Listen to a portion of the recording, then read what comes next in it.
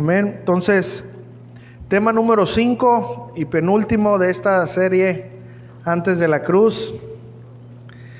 Y el tema número 5 le hemos titulado las 7 palabras de Jesús en la cruz. Yo voy a estar leyendo las 7 palabras para que podamos saber de cuáles se trata y después les vamos a explicar. Lucas capítulo 23, versículo 34, por favor. Lucas capítulo 23, versículo 34. ¿Ok? Lucas 23, 34. Dice así: y Jesús decía: Padre, perdónalos, porque no saben lo que hacen. Y repartieron entre sí sus vestidos, echando suertes. Lucas 23, 43. Lucas 23, 43 dice: entonces Jesús le dijo: de cierto te digo que hoy estarás conmigo en el paraíso.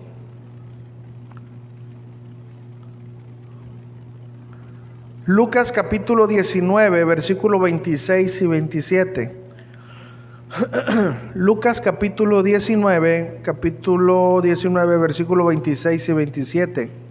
Cuando vio Jesús a su madre y al discípulo a quien él amaba, que estaba presente, dijo a su madre: mujer, he ahí tu hijo.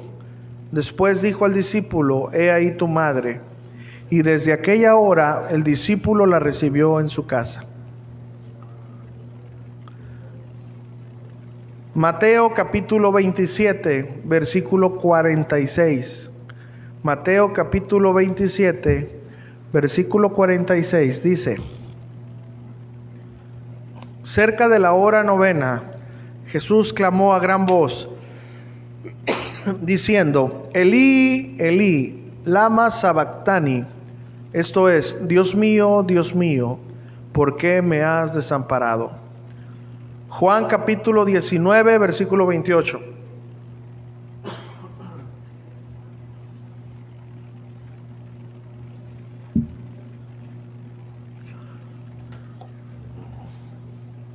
Juan 19, 28. Después de esto, sabiendo Jesús que ya todo estaba consumado, dijo para que la escritura se cumpliese: tengo sed.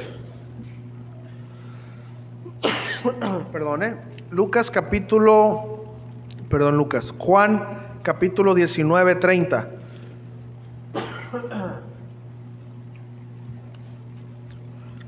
Juan 19, 30, por favor. Cuando Jesús hubo tomado el vinagre, dijo: consumado es. Y habiendo inclinado la cabeza, entregó el Espíritu.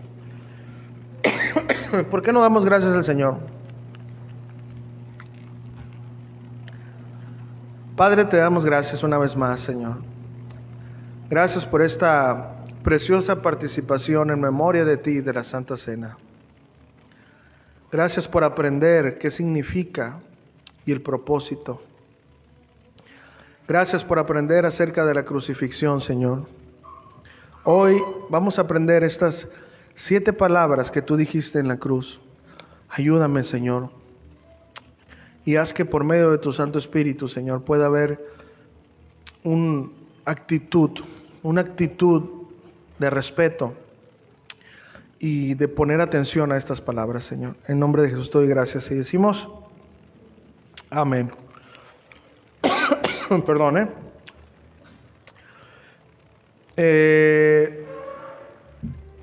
Lucas capítulo 23, versículo 46. Lucas 23, 46 dice, ¿o si la dije? ¿Sí? ¿Sí la dije? No. Están bien atentos, hermanos, ¿verdad? A ver, ¿quién va a pelear ahora en el box? A ver. Ay, sí se la saben, ¿verdad? Oye, yo sí me lo sé, no voy a mentir. Entonces Jesús, clamando a gran voz, dijo: Padre, en tus manos encomiendo mi espíritu. Y habiendo dicho esto, expiró. Miren, las últimas palabras de una persona antes de morir es un ensayo de lo que fue su vida. Son el resumen de todo su yo, Son aquellos sueños que nunca cumplió. Son los mejores deseos para aquellos que ama y a quien repite. ¿Quién es la persona que repite con más frecuencia? Es la persona a la cual amó más en este mundo. Por ejemplo, veamos estas últimas palabras que dijeron algunas personas, algunas celebridades o otros cristianos, que se refirieron a su entorno, otras se refirieron a Dios. Pero, ¿qué dijeron? Miren, solo unas horas antes de morir, solamente unas horas antes de morir, un hombre muy respetado por la ciencia, Einstein, dijo lo siguiente: horas antes de morir, su cirujano, su doctor le dijo: necesitamos practicarle una cirugía para poder extender su vida. Y este físico se negó y dijo: ya he hecho mi parte, es hora de irse y lo haré con elegancia. Fue la última decisión que tomó en su vida. Pero miren, ¿cuáles fueron las palabras con las que se refirió Einstein a Dios? Póngame mucha atención. Einstein dijo: la palabra Dios no es para mí más que la expresión y el producto de la debilidad humana. Eso fue lo que dijo él con su puño y letra. Citrón dijo estas palabras: debemos un gallo a Esculapio, no te olvides de pagar esta deuda. Fueron las palabras que pronunció Sócrates a Citrón antes de morir en el año 399 antes de Cristo. El 19 de junio de 1867, Maximiliano I de México vería por última vez el sol. El emperador de la dinastía de Habsburgo había sido condenado a muerte por los liberales, cuyas leyes de reforma, las cuales tenían por objetivo separar a la Iglesia del Estado. Y aunque las monarquías europeas suplicaron por su vida, Benito Juárez no retiró la orden de fusilamiento. Y él dijo estas palabras: voy a morir por una causa justa, la independencia y la libertad de México, que mi sangre selle las desgracias de mi nueva patria. ¡Viva México! Y Zacazonapan. Esas fueron las últimas palabras. Una mujer que cantante, la reina del Telmex, ¿o cómo le decían? Tex-Mex. Ustedes saben quiénes son, hombre. ¿Para qué? ¿Cómo? Selena, la biribiribambam, ¿verdad? Fíjense, ella dijo estas palabras antes de morir: cierra la puerta, porque me disparará de nuevo. Y en ese momento ella cayó y sus ojos se le pusieron en blanco. Fueron sus últimas palabras. Las últimas palabras de Michael Jackson fueron una súplica hacia su médico, ya que quería más sedantes. Y dicen que dijo él: quiero tomar más leche, por favor dame un poco, dijo el cantante antes de fallecer. ¿Y saben de qué falleció? A causa de una sobredosis de propofol, un sedante muy potente que solo se suministra en hospitales. Saddam Hussein dijo estas palabras antes de que fuera ejecutada la orden de la horca: oh pueblo honorable, le confío mi alma a usted y al Señor misericordioso, pero ponga atención, que no defrauda al creyente honesto. Alá es grande. Él dijo eso. Una cristiana antigua dijo estas palabras: yo soy una cristiana, yo no puedo llamarme pagana o de cualquier otra religión, porque soy una cristiana y así quiero ser siempre, antes de que la sacrificaran. Policarpo dijo estas palabras. Dijo, por eso te alabo también, por todas las cosas te bendigo, te doy gloria por medio del pontífice eterno Jesucristo, tu Hijo predilecto. Digo, son las palabras, ¿verdad? Pero, y por su medio sea la gloria a ti en unión con el Espíritu. Con el Espíritu. Empezaron los espíritus chocarreros. Ok. Es una botella, hermano, se cayó, nunca se les ha caído nada. Mira. Traigan el óleo ahí. Ok, bueno, miren. Pedro, dice la historia que antes de crucificarlo, dijo, crucifíquenme con la cabeza hacia abajo, porque yo no soy digno de morir como mi Señor. Pablo, antes de morir decapitado, dijo, Jesús, en tus manos encomiendo mi espíritu. Qué bonitas palabras, ¿verdad, hermano? Dios nos preste ese momento para poder expresar esas palabras de agradecimiento al Señor, si el Señor lo permite. Bueno, y esta lista es mucho más grande. Como vemos, unas palabras de temor, otras de orgullo, unas firmes, unas por causas, de verdad, de la patria, otras llenas de fe y convicción. Pero, ¿cuáles eran las últimas palabras más importantes de toda la historia de la humanidad? Desde luego, las palabras de Jesús, porque contienen un significado rico en doctrina, en enseñanza, en teología, pues en ellas se encierra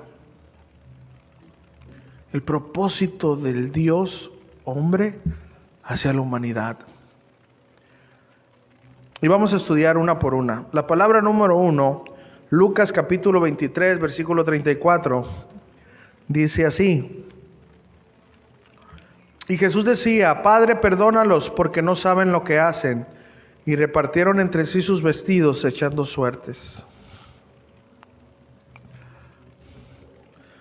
La primera palabra de Jesús, estando ya en la cruz con todo el sufrimiento, fue, Padre, perdónalos. Y de hecho, esta palabra fue precisamente el motivo por el cual Él vino. ¿Se acuerdan de Juan capítulo 3, versículo 16? ¿Cómo es? Porque de tal manera amó Dios al mundo, que ha dado a su Hijo unigénito, para que todo aquel que crea en Él no se pierda, mas tenga la vida eterna. Porque no envió Dios a su Hijo al mundo para condenar al mundo, sino para que el mundo sea salvo por Él. Pero también Jesús estaba cumpliendo con algo que Él mismo había dicho en Mateo capítulo 5, versículo 44. Y Jesús dijo esto en el Sermón de la Montaña. Pero yo os digo, amad a vuestros enemigos, bendecid a los que os maldicen, haced bien a los que os aborrecen y orad por los que os ultrajan y os persiguen. Pero también es porque en este versículo, en estas palabras que él dijo, en la primera palabra, se cumplía una profecía que está en Salmos capítulo 22. Salmos capítulo 22, versículo 18. Salmos 22, 18 dice, repartieron entre sí mis vestidos y sobre mi ropa echaron suertes. ¿Okay? Pero también nos habla del papel de Cristo como intercesor. En primera de Juan, capítulo 2, versículo 1.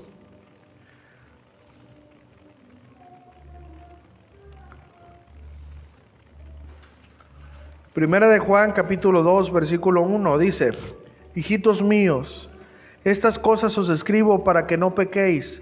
Y si alguno hubiere pecado, abogado tenemos para con el Padre, a Jesucristo el justo. Entonces, esta primera palabra nos habla del cumplimiento de la venida de Jesús, de su propósito junto con el del Padre, el perdón de aquellos que están perdidos, pero nos deja una lección también a nosotros que podemos estar viviendo o pasando por sufrimiento. Pero esto lo vamos a ver en la aplicación del mensaje, ¿ok? La palabra número 2 es Lucas capítulo 23, versículo 43.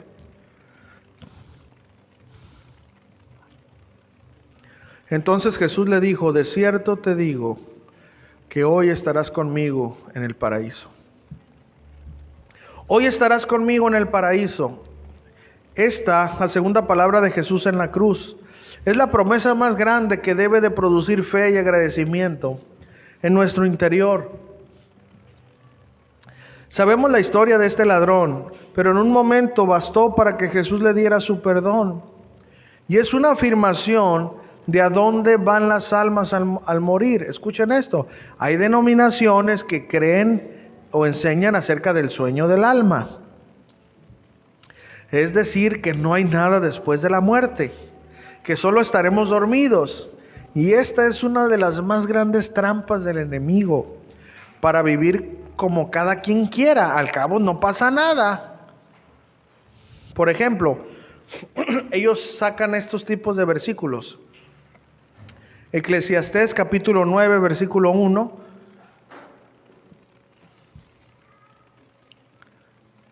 Eclesiastés capítulo 9, versículo 1. ¿Ya? Dice: ciertamente he dado mi corazón a todas estas cosas, para declarar todo esto, que los justos y los sabios y sus obras están en las manos de Dios. Que sea amor o que sea odio, no lo saben los hombres, todo está delante de ellos. Todo acontece de la misma manera a todos.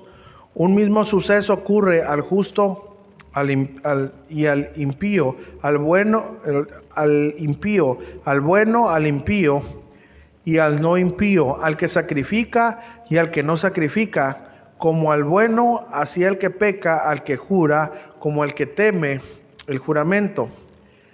Póngame atención, este mal hay entre todo lo que se hace debajo del sol, que un mismo suceso acontece a todos. Aquí está hablando acerca de la muerte, ponga atención. Y también que el corazón de los hijos de los hombres está lleno de mal y de insensatez en su corazón durante su vida. Y después de esto se van a los muertos. ¿Se da cuenta? Ponga atención. Aún hay esperanza para todo aquel que está entre los vivos, porque mejor es perro vivo que león muerto. Aquí póngame atención, aquí viene la torcedura. Porque los que viven saben que han de morir. ¿Cuántos saben que vamos a morir? Todos. Pero los muertos nada saben. Entonces ellos agarran esta frase. Pero los muertos nada saben, ni tienen más paga, porque su memoria es puesta en el olvido. Póngame atención. También su amor y su odio y su envidia fenecieron, murieron ya, y nunca más tendrán parte en todo lo que se hace debajo del sol. O sea, no van a volver a vivir. Miren, aquí lo que se trata es que todos moriremos. Los vivos experimentamos amor y odio, pero los muertos ya no saben nada de eso. ¿Se da cuenta? De eso. Pero aquí no habla nada de que después de la muerte ya no vamos a hacer nada, que vamos a estar dormidos. Este es un versículo muy que agarran estos, pues, perdón la palabra, pero son sectas, ¿verdad? Ya nada saben, pero aquí no habla de que nada saben como que si después de muerto todo se acaba. Eso no dice, sino que se acaba la vida, es decir, el batallar con el amor y el odio. Pero este y otros textos los usan para torcer y sacar doctrinas raras. Y no solo raras, sino satánicas, heréticas. Hay varios respaldos bíblicos, pero hablaré solamente de dos, ¿ok? Porque no puedo extenderme más. para comprobar que la muerte no es el fin y que no estamos dormidos cuando muéramos. Mateo capítulo 17, versículo 1. La transfiguración. 6 días después, Jesús tomó a Pedro, a Jacobo y a Juan, su hermano, y los llevó aparte a un monte alto. Y se transfiguró delante de ellos, y resplandeció su rostro como el sol, y sus vestidos se hicieron blancos como la luz. Y he aquí les aparecieron, no que están dormidos pues, ¿qué están haciendo? A ver, ¿los despertó el Señor o qué? Aparecieron Moisés y Elías, la ley y los profetas, hablando con él. Moisés y Elías, a ver, ¿dónde estaban Moisés y Elías? En el seno de Abraham, ¿no? Todavía Jesús no había resucitado. Bueno, ellos ya no estaban en este mundo. Entonces, ¿cómo se aparecieron? A ver, los que están dormidos. Bueno, esto se entiende que la muerte no es el fin, sino que ellos gozaban de estar en el seno de Abraham. El otro es Lucas capítulo 16, versículo 22. Lucas capítulo 16, versículo 22. Dice: aconteció que murió el mendigo y fue llevado por los ángeles al seno de Abraham. ¿Se da cuenta? Ese era el lugar antes. ¿Ok? Y murió también el rico y fue sepultado. Y en el Hades, ¿verdad? Que era el infierno, por así decirlo. Ahora ya está el infierno como tal, antes era el Hades. En el Hades alzó sus ojos, estando en tormentos, y vio de lejos a Abraham y a Lázaro en su seno. Hermanos, más claro ni el agua, ¿verdad? En esta historia hay detractores también, porque ya saben, ¿no? Que dicen que esto fue una parábola, pero no fue una parábola, porque las parábolas no contienen nombres de las personas. Vea todas las parábolas. Y ni una parábola contiene nombres. Eso quiere decir que esto fue una historia real, ¿ok? Así que esta afirmación carece de autenticidad, ¿no? Entonces, vemos la gran misericordia de Jesús que nos salvó, no por lo que somos, sino a pesar de quienes somos. Porque la llave es la fe y el arrepentimiento. La palabra número 3, Juan capítulo 19, versículo 26 y 27. Cuando vio Jesús a su madre y al discípulo a quien él amaba, Juan, que estaba presente, dijo a su madre: mujer, ya estás haciendo herejías, pastor. O sea, así empiezan. Okay. Dijo a su madre: mujer, he ahí tu hijo. Después dijo al discípulo: he ahí tu madre. Y desde aquella hora el discípulo la recibió en su casa. Miren, aquí, hermanos, en estos versículos a veces se desperdicia la riqueza de esta enseñanza por no querer exaltar o hablar de María. Pero pónganme atención, marianos, pero pónganme atención, miren, si la Biblia habla de María y sus cualidades, nosotros tenemos que hablarlo. No pasa nada, o todavía traes ahí el monaguillo guardado, ¿o qué? No, con libertad, es la palabra de Dios.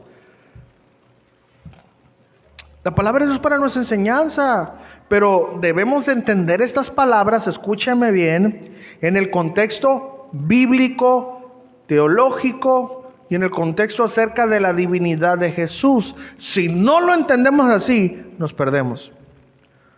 ¿Ok? Bueno, tenemos que entender que en Jesús habitaba dos personas, ¿sí o no? La persona divina y la persona humana. Hermanos, la divina es eterna. Escúcheme esto. La humana murió. ¿Sí sabe eso, no? La humana murió, pero la divina es eterna. La humana murió y la divina le dio continuidad a esa persona para siempre. Porque siempre Jesús, antes de venir a esta tierra, siempre ha sido el Hijo de Dios. Entonces, tenemos que entender esta enseñanza en primer lugar, María, se dice que ya en este tiempo, acerca de María, los historiadores dicen que en este tiempo José, su esposo, ya había muerto. ¿Ok? Entonces, Jesús, póngame atención, en su naturaleza humana, claro que amaba y respetaba a quien le dio vida, humanamente hablando. ¿Sí saben eso, no? Claro, hermanos. Pues si la palabra de Dios dice que el mandamiento de amar y respetar, honrar a nuestros padres, Jesucristo lo cumplió. Hermanos, no tenemos que tener problema con decir eso. ¿Ok?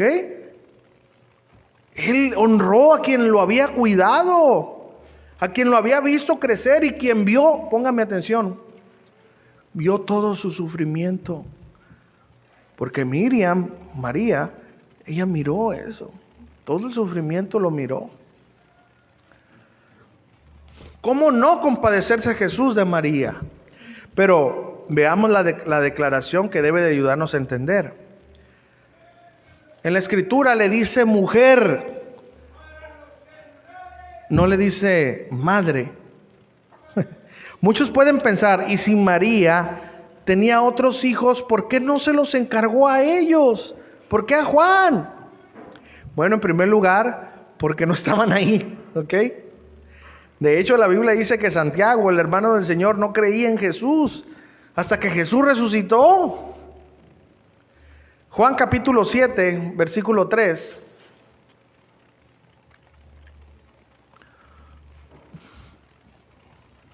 Juan capítulo 7, versículo 3 dice, y le dijeron sus hermanos, pongan atención, sal de aquí y vete a Judea, para que también tus discípulos vean las obras que haces. Porque ninguno que procura darse a conocer hace algo en secreto. Si estas cosas haces, manifiéstate al mundo, que miren que eres la superestrella. Pero ¿por qué dice que ellos dijeron eso? Porque ni aun sus hermanos creían en él. ¿Se da cuenta? Entonces Jesús les dijo, mi tiempo aún no ha llegado, mas vuestro tiempo siempre está presto. Ok. Pero Jesús, entiendan esto, que lo conoce todo, así quiso, hermanos, que Juan cuidara de María. Esto no tiene que tener problemas. No es nada malo, hermano. Al contrario, vemos a un Jesús humano, preocupado por las viudas y por sus discípulos. Entonces debemos de entender de la siguiente manera. Jesús quería que María estuviera bien protegida por Juan. No hay nada de malo en eso. Pero lo que debemos de entender, que Jesús al morir, murió su humanidad. Por eso no podemos decir que María es la mamá de Jesús. Pon atención. No podemos decir eso. Jesús el humano ya murió. Está Jesús eterno. Y Jesús el eterno, el Hijo de Dios, no tiene madre, no tiene mamá. Ese es un error. ¿Ok? Entonces,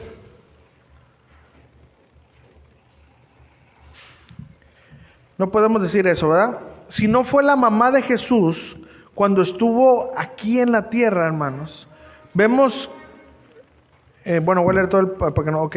No podemos decir que María es la mamá de Jesús.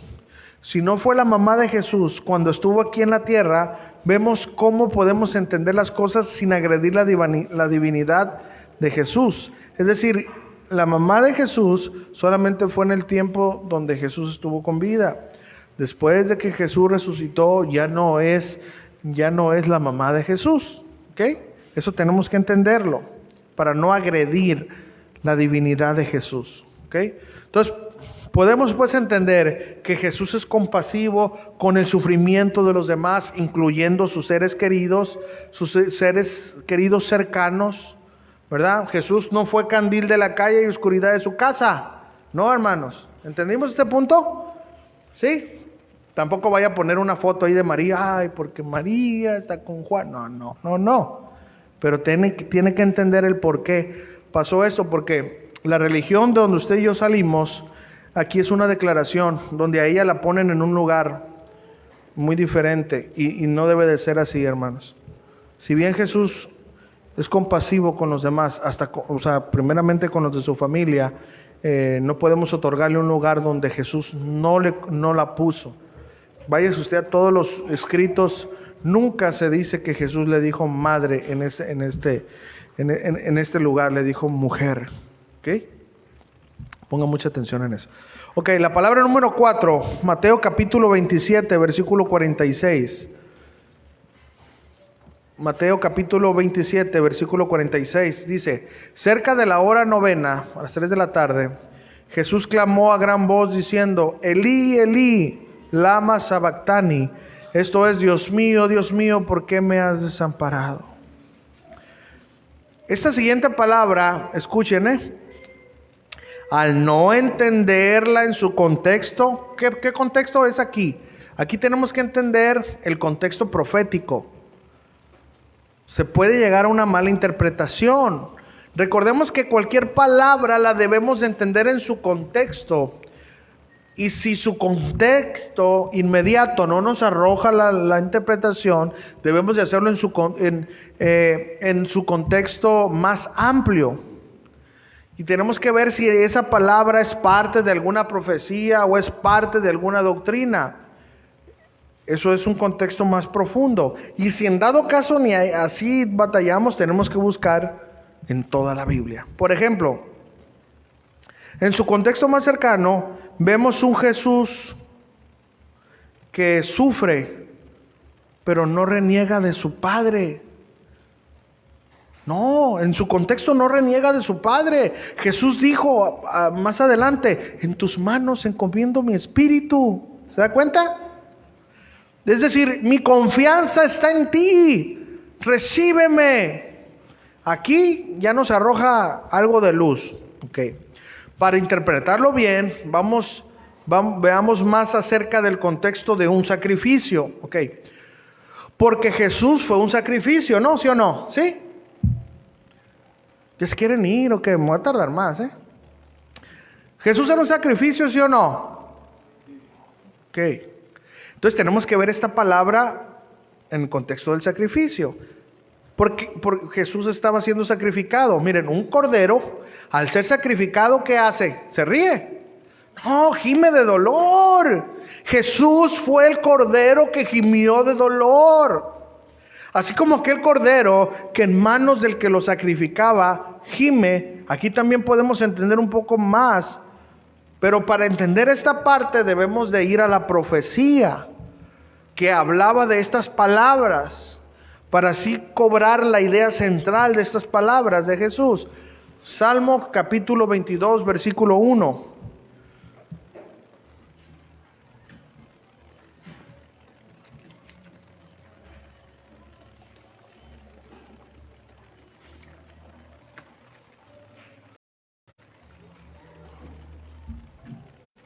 Salmo 22:1, ¿cómo dice? Dice: Dios mío, ¿por qué me has desamparado? ¿Por qué estás tan lejos de mi salvación y de las palabras de mi clamor? Vamos a seguir leyendo.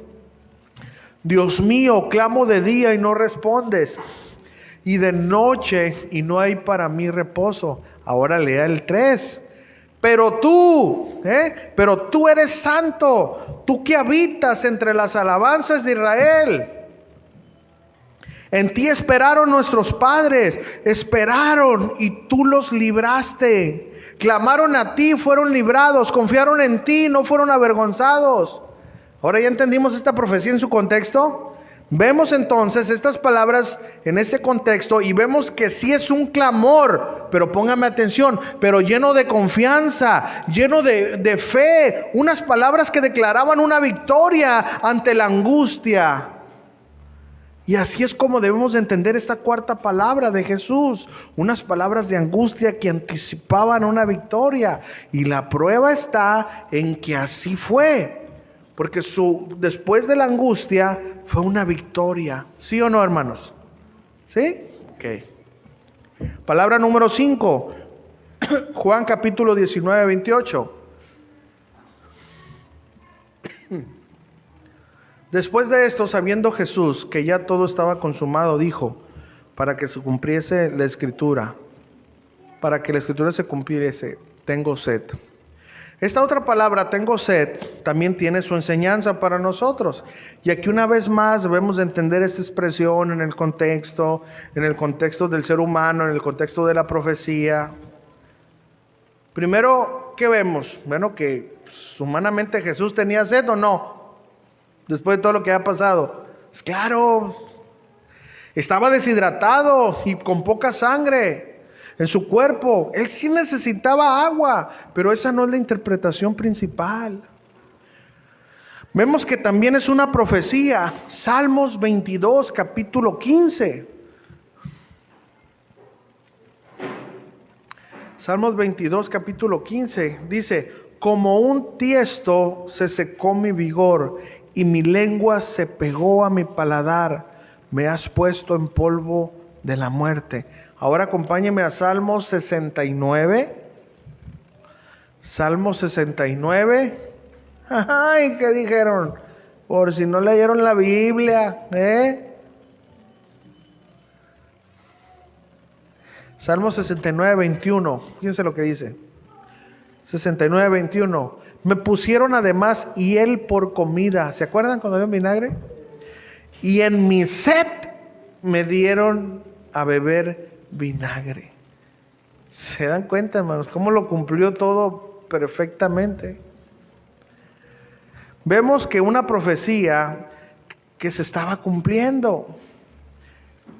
Era una profecía que se estaba cumpliendo, pero también aquella palabra del sermón de la montaña. ¿Se acuerdan? Bienaventurados los que tienen hambre y sed de justicia.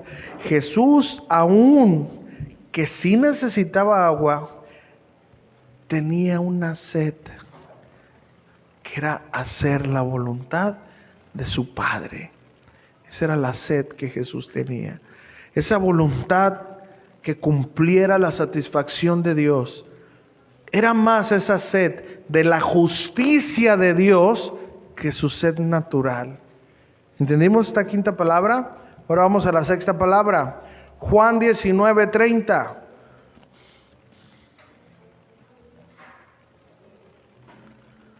Cuando Jesús hubo tomado el vinagre, dijo, tetelestai, consumado es. Y habiendo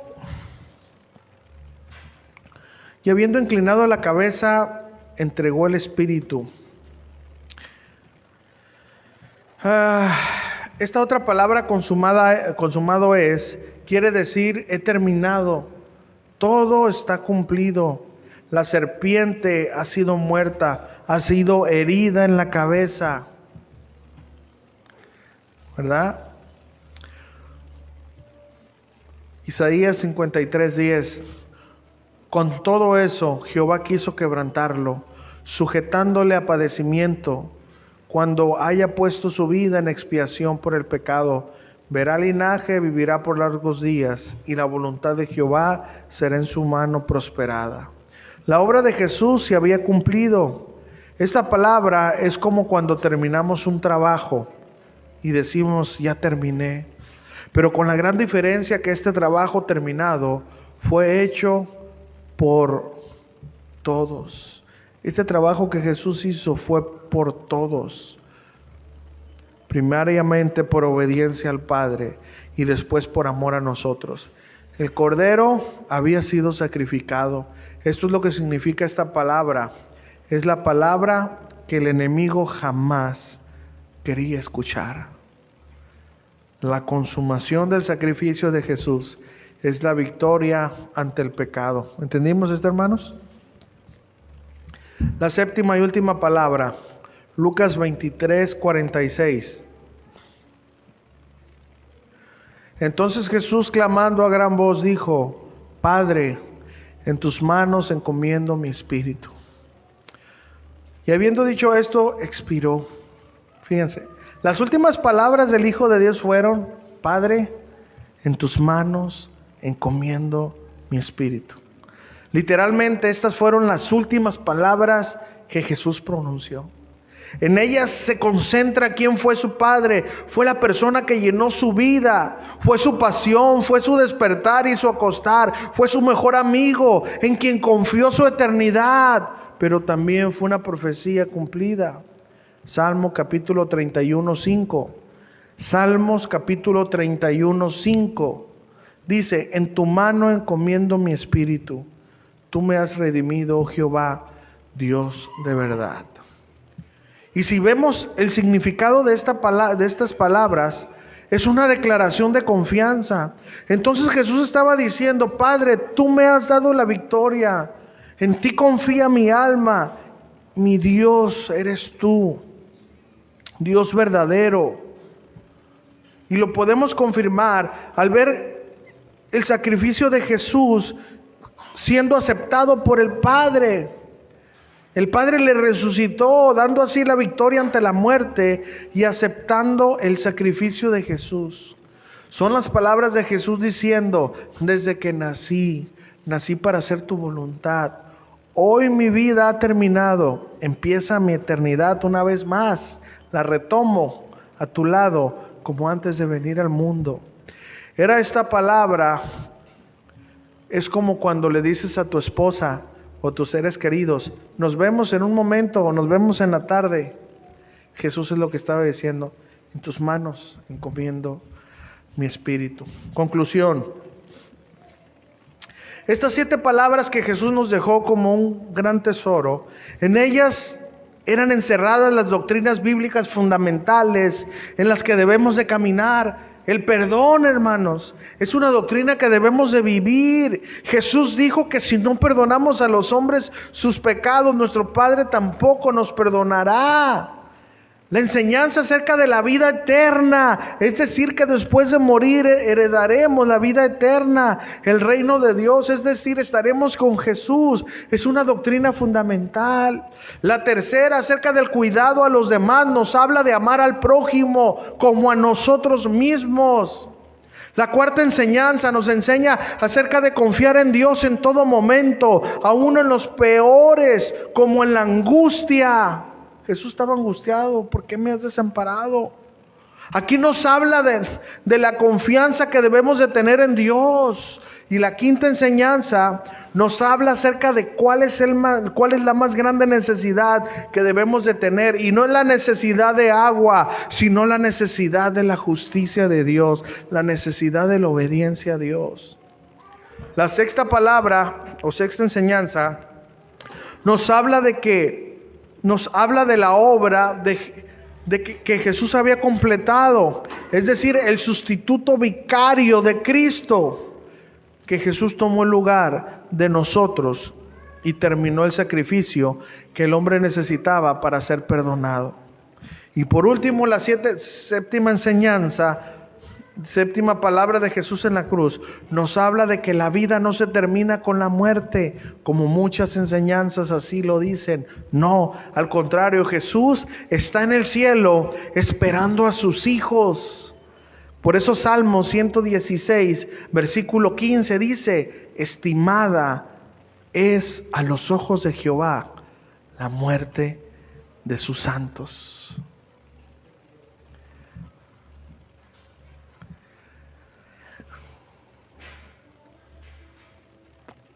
En nosotros puede haber tristeza, en nuestros seres queridos que se han ido. Algunos nos tocó ver sus momentos de agonía y nos duele, ¿verdad?, esos momentos.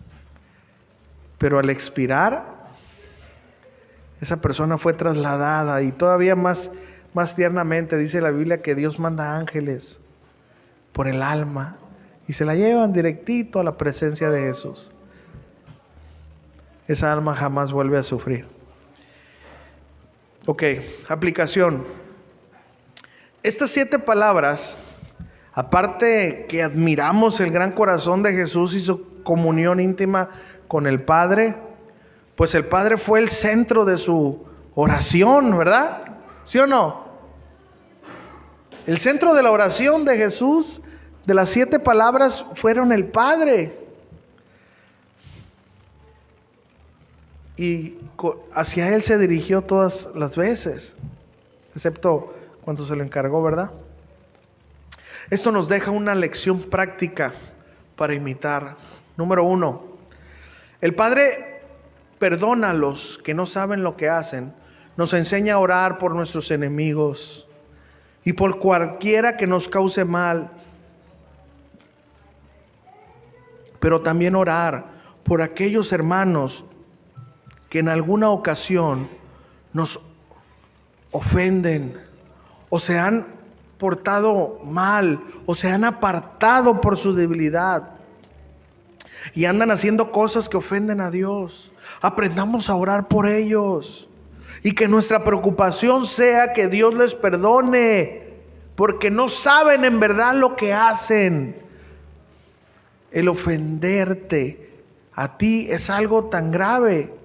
El ofender a Dios, ¿verdad? Es algo tan grave que si supiéramos bien, no lo hiciéramos.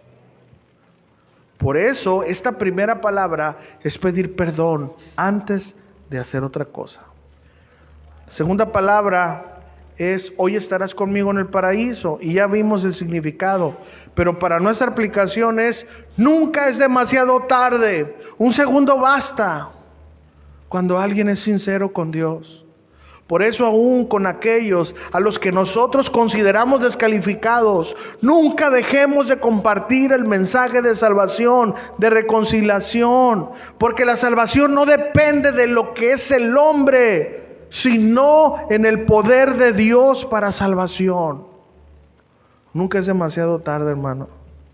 Nunca te rindas de compartir el evangelio, aun con aquellos que tú creas que no. Así estábamos nosotros y Jesús no nos cerró las puertas. La tercera palabra de Jesús es la preocupación de María y el encargo a Juan, el discípulo amado. ¿Eso cómo podemos aplicarlo hoy en día? Bueno, antes que nada, no podemos compararnos con Jesús. Él solo tuvo mamá en su persona humana, en la divina no.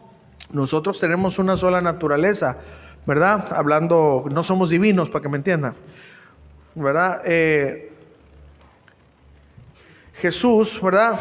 En nuestro caso, Jesús nos enseña a no olvidarnos de nuestros seres queridos, de nuestra madre, pero también en no olvidarnos de las viudas y consolar a los que sufren. María en ese momento estaba sufriendo. Entonces, de esta manera es como debemos de aplicar esta palabra. La cuarta palabra de Jesús nos enseña cómo debemos de lidiar con la angustia, que sin duda nos llegará. O le llegará a alguien allegado a nosotros. Y esta palabra de Jesús es una palabra de angustia, pero con la intención que confiemos en Dios. Que aunque la angustia sea mucha, nuestra esperanza está en Jesús. Que Él nos da la victoria ante la peor de las circunstancias. Que no haya angustia que haga que Dios no nos pueda socorrer. La quinta palabra: tengo sed. Ya vimos que Jesús era más su deseo de hacer la voluntad de su Padre. Esto nos habla que no importa lo que estemos pasando, nuestra necesidad de Dios, que podemos traducir como sed de Dios, debe estar por encima de cualquier otra necesidad personal. Como decía el salmista, Salmos capítulo 42, versículo 1, versículo 2, como el ciervo brama por las corrientes de las aguas, así clama por ti, oh Dios, el alma mía. Mi alma tiene sed de Dios, del Dios vivo. ¿Cuándo vendré y me presentaré delante de Dios? Esta debe de ser nuestra verdadera necesidad. Esa sed de Dios, hermanos. Mientras tengamos la sed de Dios, estamos cumpliendo con la voluntad de Dios, así como Jesús cumplió con la voluntad del Padre. La séptima palabra, consumado es. Ya vimos toda la implicación teológica que nos habla, pero la aplicación es un reto para nuestra vida, para resistir hasta el final, a no rendirnos, como dice la Escritura, a hacer lo que tenemos que hacer. Lucas 17:10. Así también vosotros, cuando hayáis hecho todo lo que os ha sido ordenado, decid: siervo inútiles somos, pues lo que debíamos hacer hicimos. Nos habla de la perseverancia, así como Jesús perseveró aún con todo el sufrimiento. Nosotros debemos de perseverar en agradar a Dios aún con las angustias y el sufrimiento que este mundo nos ofrece por seguir a Jesús. Aún con todo eso debemos de continuar hasta el final para poder decir, si nos da oportunidad: Padre, he cumplido. Si bien no lo pude hacer perfectamente, pero sinceramente te he obedecido, Padre. 7. Y por último, la séptima palabra de Jesús: en tus manos encomiendo mi espíritu. Esta palabra Pablo la dijo de una manera en que todos la podamos entender. Segunda de Timoteo capítulo 4 versículo 6. Porque yo ya estoy para ser sacrificado y el tiempo de mi partida está cercano. He peleado la buena batalla, he acabado la carrera, he guardado la fe. Por lo demás me está guardada la corona de justicia, la cual me dará el juez, me dará el Señor, juez justo en aquel día, y no solo a mí, sino a todos los que aman su venida. Y estas palabras son una declaración de confianza en que al morir veremos a Jesús sentado en su trono. Son palabras de esperanza, las cuales hablan de nuestra eternidad y de la fidelidad de Dios. Pero Pablo añade: he peleado la buena batalla, he guardado la fe. Es decir, mi vida fue una vida de obediencia a Dios. Peleé la batalla, la buena batalla genuinamente. Llegué al final guardando, creyendo y obedeciendo a la fe, a las verdades bíblicas por las cuales viví. Que debo de amar a Dios con todo mi ser, interior y exterior, y amar a mi prójimo como a mí mismo. Estas últimas palabras de Jesús entonces son de grande ejemplo, a las cuales debemos de imitar. Y cómo llegar hasta el final de nuestros días, siendo fieles a Jesús y confiando que al morir le veremos, que Él nos estará esperando. Así que peleemos legítimamente, hermanos, llegando hasta el final, que Jesús nos espera. ¿Qué es aquello que te está apartando de Dios, hermano? Falta de perdón, falta de amor, falta de obediencia. ¿Qué es aquello que te está robando el poder ver a Jesús cara a cara? ¿Valdrá la pena? No sigas obstinado, hermano, hermana, con tu manera de ser, con tu carácter. Entrégate a Él. Entrega tu vida, entrega tu corazón. Entrégate sinceramente. Jesús está esperando, hermanos. Jesús está esperando cuando se escuche ¡pi! En el hospital y tu corazón se detenga. Jesús está esperando cuando sientas ese dolor así. No te asustes, hermano. No grites, no pidas ayuda. Es humano, ¿no? Obvio, entiéndanme esto. Pero no te resistas y te dirán: no, ya entrégate. Yo recuerdo que yo le decía a mi mamá cuando: suéltate, mamá. Le decía: suéltate, no resistas. Va a ser un momento, pero al abrir tus ojos vas a despertar en los brazos del Señor. Y me dolía esas palabras. Pero ¿sabe qué pasó? Cuando ella cerró sus ojos, abrió los ojos con Jesús. Eso te va a pasar a ti y a mí. Porque el apóstol Pablo dice: pero no nomás a mí, sino a todos los que aman su venida. Y por si acaso, no es el que diga: ay, ya ven Jesús. No, eso cualquiera. Amar su venida es pelear la buena batalla legítimamente. ¿Qué te está apartando, hermanos? No sigas perdiendo el tiempo, hermanos. Estas 7 palabras de Jesús son 7 enseñanzas que deben de gobernar totalmente nuestra vida. El cristiano no tiene opción para no perdonar. El cristiano no se puede dar el lujo de no perdonar.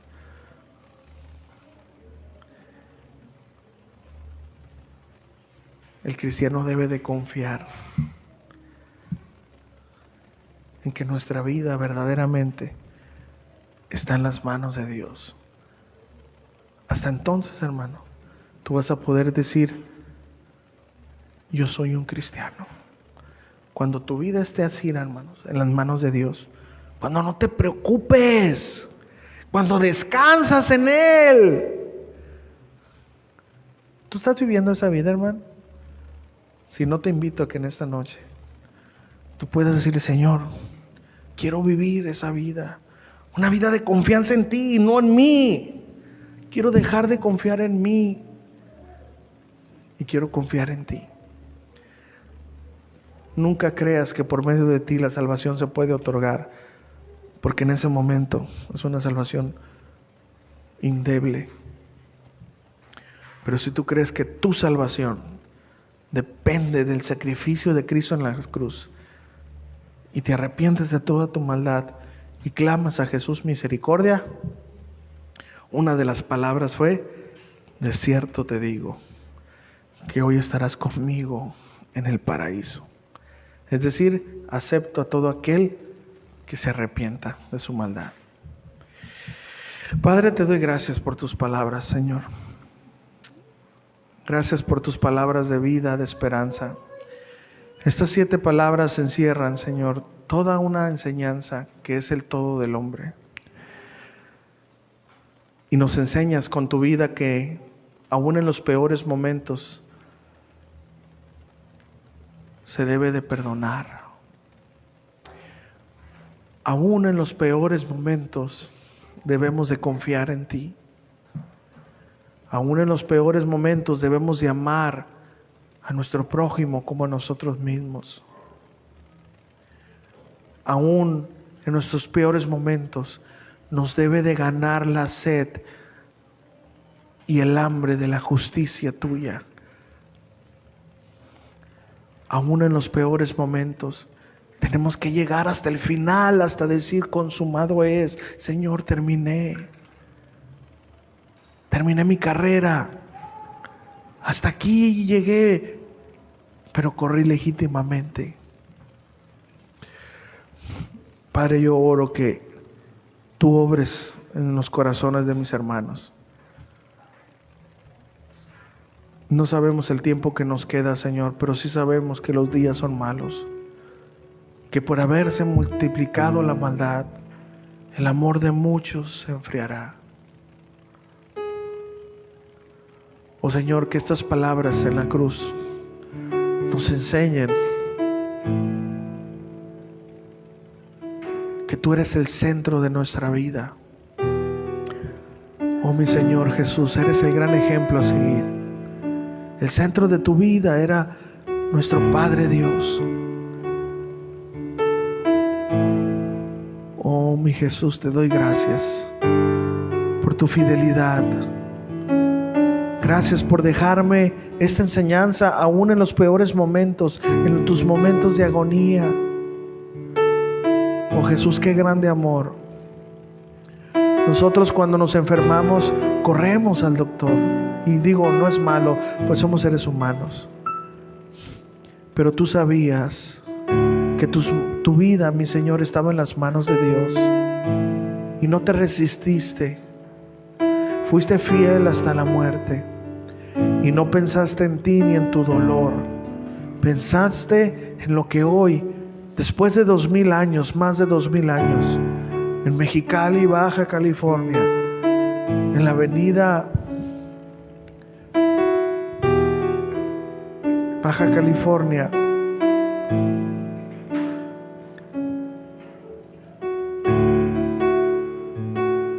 en una iglesia llamada Casa de Oración, iban a haber hombres pecadores que ibas a enseñar por medio de tu palabra, donde nos enseñas que la agonía y el sufrimiento no es lo más importante, sino el no perder la comunión con el Padre. Por eso, Jesús, eres nuestra inspiración, eres nuestro ejemplo, nuestro modelo. Estamos tan lejos, somos tan débiles. Nos negamos a perdonar a aquellos que nos ofenden y ni siquiera estamos sufriendo arriba de una cruz. Señor, a veces inclusive ni velamos por nuestros seres queridos, ni ayudamos a nuestros padres, a nuestros familiares directos. Señor, tachamos que aquellos no se pueden salvar porque se comportan de tal manera. Pero cuando tú estuviste en la cruz no dijiste eso. Tú le dijiste a ese ladrón que tenía la oportunidad y de hecho se salvó, tan solo por creer en ti. Perdónanos, Señor, por pensar que la salvación es como nosotros creemos. Oh Señor, estamos tan lejos. Por eso venimos ante ti avergonzados, pidiéndote que estas 7 palabras se hagan vivas dentro de nuestro ser, que esta enseñanza, Señor, esta manera como podemos aplicarla, que ya le explicamos, pueda ser esta tabla que escribas en lo más profundo de nuestro corazón, para poder caminar como tú quieres que caminemos, Señor, hasta llegar al último minuto, si podemos tener la oportunidad de levantar nuestros ojos al cielo y de poder decir: he terminado, Señor. Como dijo el apóstol Pablo, según los relatos: Señor Jesús, en tus manos encomiendo mi espíritu. Oh Señor, ayúdanos a permanecer hasta el fin, dándote la gloria que solo tú mereces. Gracias por tu enseñanza, Señor.